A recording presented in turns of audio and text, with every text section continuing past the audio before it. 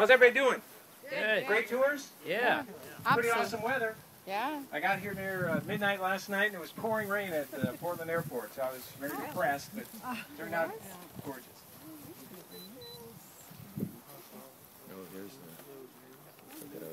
Well, my name is Jim Robbins. I'm a professor at the University of Arkansas, and I'm just kind of speaking for a larger team.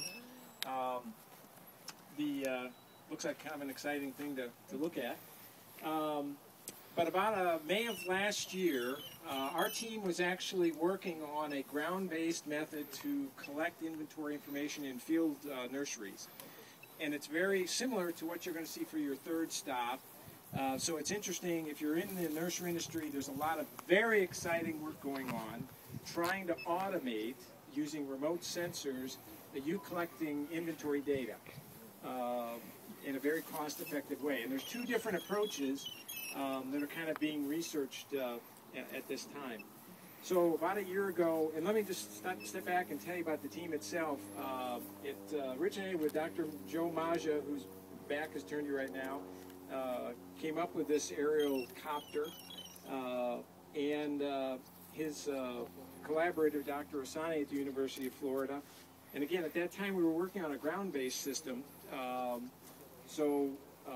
My collaborator, there's two of us at the University of Arkansas, and then there's collaborators here at Oregon State. So Heather Stoven, Dr. Jim Owen, wherever he is. Oh, and there's Sam in the back.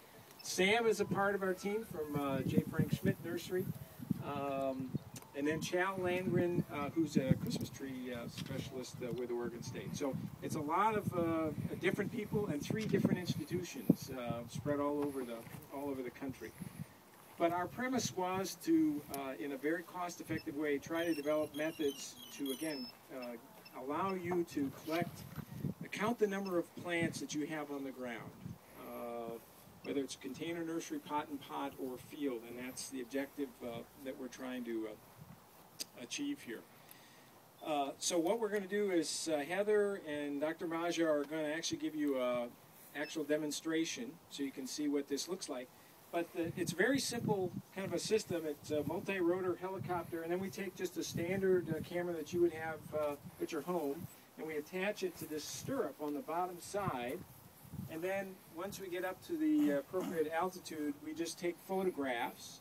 And then what we're working on is then you would use some software that we hope to develop to actually then count the number of spots on the ground. So it would give you hopefully a very 100% accuracy number of count of plants on the ground. So that's long range where we're going. We also anticipate that for particularly for shrubs, we could give you the average width of those plants. So we could give you the number of plants and within grade categories what the width would be.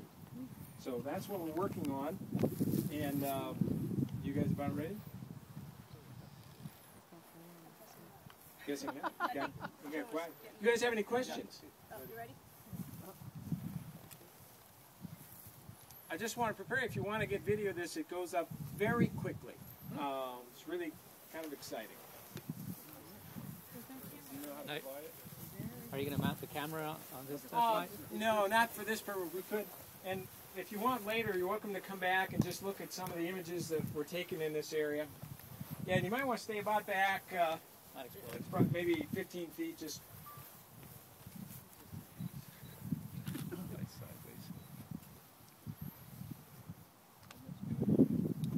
How long can it be in the air? Up in the air? The question is, how long, what's the flight time? There's not a single answer. It depends on the number of battery packs that we use, the size of the battery packs, and some of the environmental conditions. For example, one thing is how quickly we take off from the ground. Accelerating off the ground and taking it back down consumes a great deal of energy. Just hovering uses very little energy. But in general, one battery pack probably about 12 minutes. Then you can double up, so you could probably get 24 minutes from 2 battery packs. It also depends. This happens to be a 6-rotor unit. The one that we have at the University of Arkansas is an 8-rotor, and it uses less energy than this particular model. Believe it or not, the 8-rotor, the motors are smaller amperage and draw less power than this particular unit. This particular unit weighs about 2 pounds. You might want to later come on up. We'll put this up if you want to lift it up. It weighs about 2 pounds, and it can lift, in this case, I think about 4 pounds, about twice its weight. So when you're all done with the tour stops, feel free to come back and you can lift the unit up and we'll... You have to file a flight plan or anything? No, but that's a great question.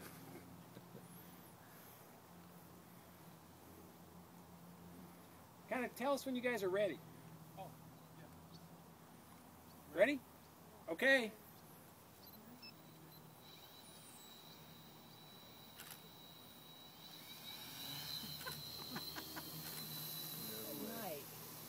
Now what they've done is they preloaded what's called a waypoint using GPS, and it's going to go over to your right to this block of trees, hopefully. I assume it's going to do that. What's the height? Is it going? There we go. So that's already preloaded. We can install what are called these waypoints to tell it where to go. So imagine in the future, you were sitting in your office, you go out the back door, you would let this go, send it to various blocks in your nursery to collect images, bring it back, and you would have a video card or photo card that then you would process the image and get your inventory data.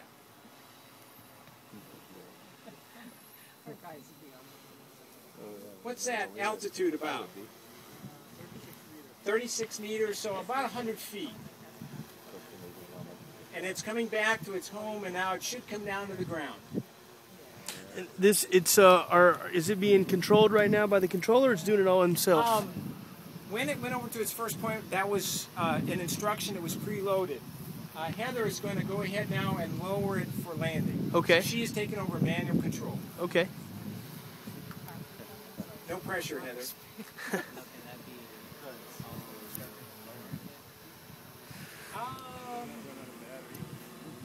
I'm sure it can, but a human would probably have better control probably than, but I'm sure it can. Yes, sir. Okay.